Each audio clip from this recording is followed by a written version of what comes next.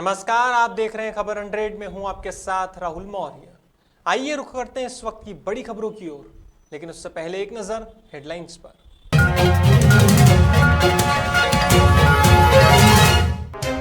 Drugs मामले में मध्य प्रदेश के मंत्री विश्वास सारंग का बयान, बॉलीवुड इंडस्ट्री को सभी लोग करते हैं फॉलो, समाज के लिए अच्छा संदेश नहीं दे रहा बॉलीवुड। उपचुनाव में खंडवा सीट पर उलझी कांग्रेस, अरुण यादव ने चुनाव लड़ने से किया इनकार, यादव ने बीजेपी में जाने की अटकलों को भी किया खारिज। इंदौर पुलिस की बड़ी कार्यवाही, हथियारों की तस्करी करने वाली गैंग को किया गिरफ्तार, अवैध देसी पिस्टल और जिंदा कारतूस किए बरामद।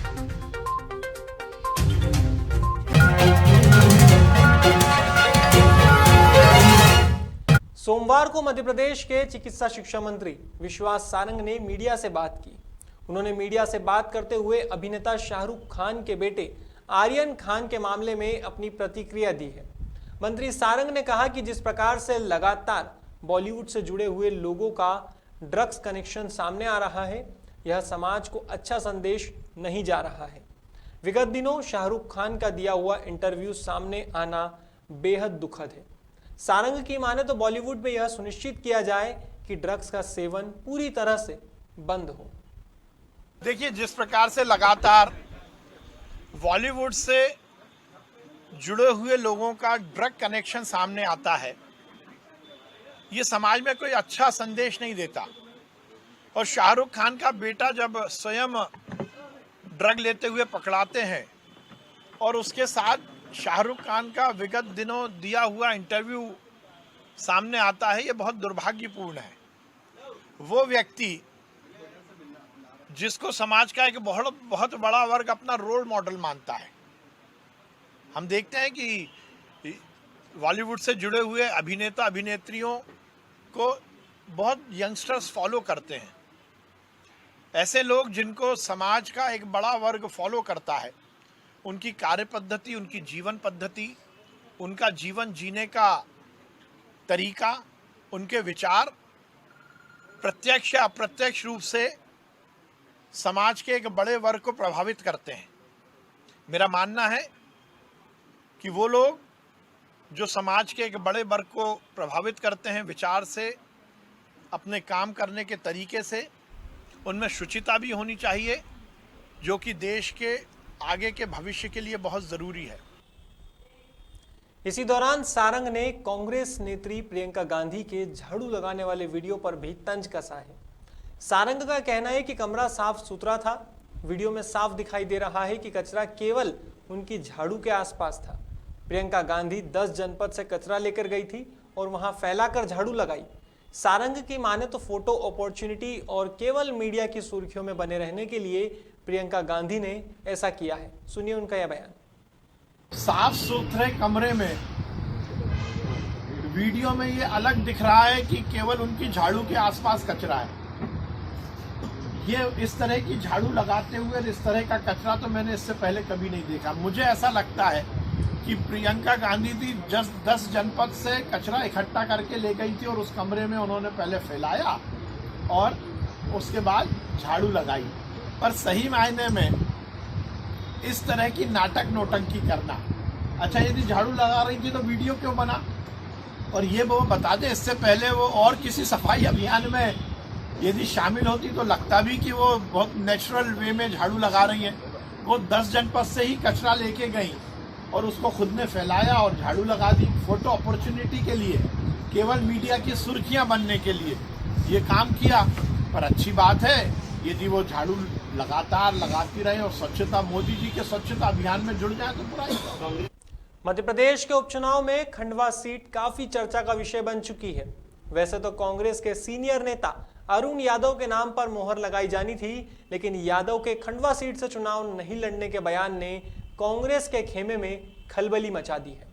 अरुण यादव का कहना है कि उन्होंने अपना फैसला पार्टी नेतृत्व को सुना दिया है। कांग्रेस जिसे भी टिकट देगी उसे जिताने के लिए वे लगातार काम करेंगे। इसी दौरान उन्होंने बीजेपी में जाने की अटकलों को भी खारिज किया है।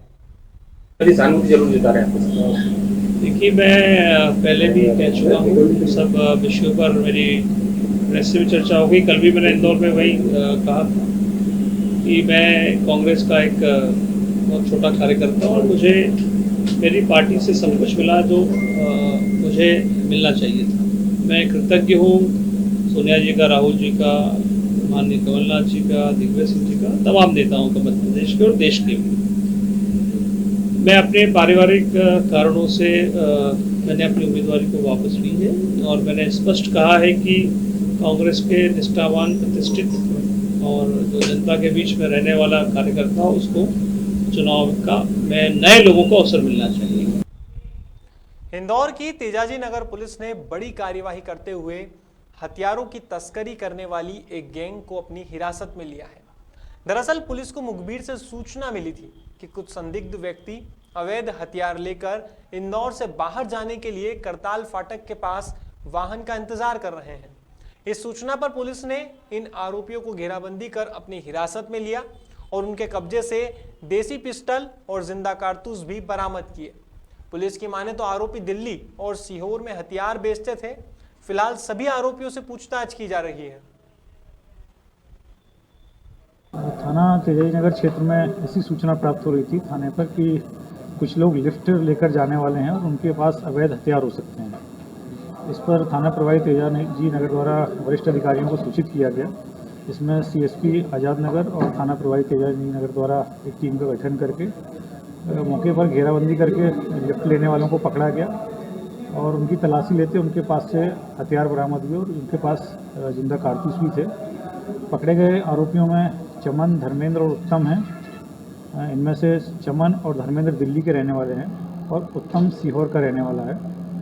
जब इन लोगों की तलाशी ली तो जो हथियार बरामद हुए तो इनसे पूछताछ हुई कि हथियार इनके पास कहाँ से आए। तो इनके द्वारा बताया गया कि हथियार इन्होंने खरगोन जिले के गोगावा के सिग्नूर गांव से सिकलीकरों से खरीदे हैं और उनके अकाउंट में पैसे ट्रांसफ़र किए हैं। उसके बाद ये हथियारों की डिलीवरी हुई है। जिन लोगों ने इनको हथियार दिए हैं उनके संबंध में जानकारी लेते मालूम किया गया कि वो जो देने वाले हैं उनमें नानक सिंह, अजय छाबड़ा, बादाम सिंह और महिपाल, ये 4 सिकलीकर हैं। इनके द्वारा ये हथियार इन लोगों को दिए गए थे। पुलिस द्वारा तत्काल गोगामा के लिए टीम रवाना की गई और वहाँ पर घेराबंदी करके 4 आरोपियों से 3 आरोपी अजय, बादाम और महिपाल को गिरफ्तार। इंदौर में लगातार आत्महत्याओं के मामले बढ़ रहे हैं। हाल ही में एक निजी कंपनी में काम करने वाली एचआर मैनेजर ने अपने ही फ्लैट में फांसी लगाकर आत्महत्या कर ली है। दरअसल लसूड़िया थाना क्षेत्र के नरीमन पॉइंट में रहने वाली शालू निगम ने फांसी लगाकर आत्महत्या कर ली है। बताया जा रहा है कि मृतिका सतना की रहने वाली थी और इंदौर में नामी कंपनी देव विग्रो में एचआर मैनेजर के पद पर काम करती थी। हालांकि 3 दिन पहले ही उसने अपनी कंपनी से रिजाइन दिया था और मौके से एक सुसाइड नोट भी मिला है जिसमें अपनी मर्जी से आत्महत्या की बात सामने आई है। फिलहाल पुलिस परिजनों और कंपनी के स्टाफ के बयानों के आधार पर मामले की जांच कर रही है।